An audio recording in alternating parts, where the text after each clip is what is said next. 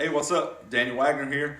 So today I'm going to show you why and how to make your own easy DIY 5-pound drag chain. Stay tuned.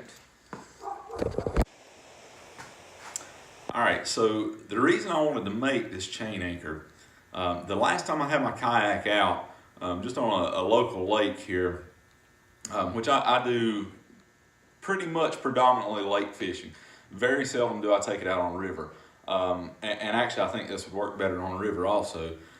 But, so I've had this folding grapple anchor. Let's see. This one here.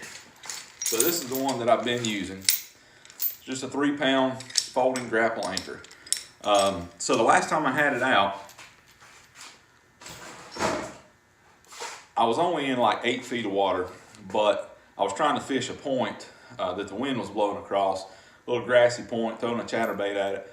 And the wind kept blowing me around so much that I wasn't able to sit there where I wanted to. So I thought, well, I'm going to throw my anchor out. And, was fishing that point.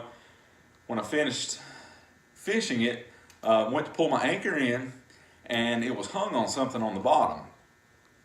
Not sure what it was, probably some grass or something, but anyway, it wouldn't pull free.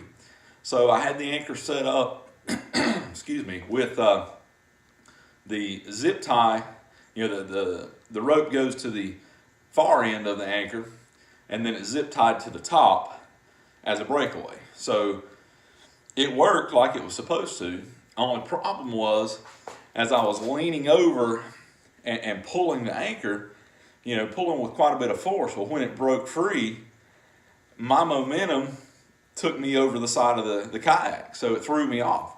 The kayak didn't flip, but it threw me out of it. So, first time on a lake that I've ever been thrown from the kayak. And it was because of the anchor. So, this is something I've been wanting to do for a while. So I decided, what better time than now? So let me just go through how I did this.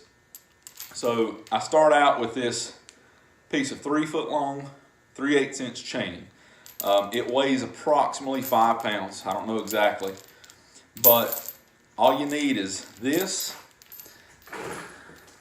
a rod sock, and a carabiner, and a couple zip ties. So let me walk you through this process here. All right, so for this size chain, you need the spinning rod cover. Just to show you the difference, for those of you that have not used a rod sock, rod glove, whatever you want to call them, it's the type that is the webbing. It's like a nylon type webbing. So if you see the difference, this is the casting rod, this is the spinning rod. How much larger this is. This webbing, when you push it together like that, it will expand quite a bit. So that part is not a problem. But the reason you need the spinning rod cover is simply because of the end. This is sewn together, so it won't expand any more than that. So this spinning rod cover works really nicely for it.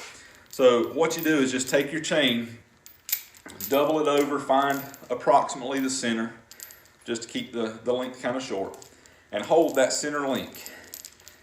And you're going to feed that first into your rod sock. So you're going to kind of hold it, and all you're going to do is just milk it down all the way.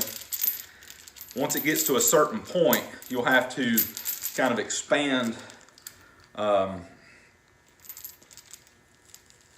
see there how I'm doing that? Hold it, grip down here and push it toward the chain. Grab the chain and pull it on up. And just keep doing that until you get all the way up to the far end of it.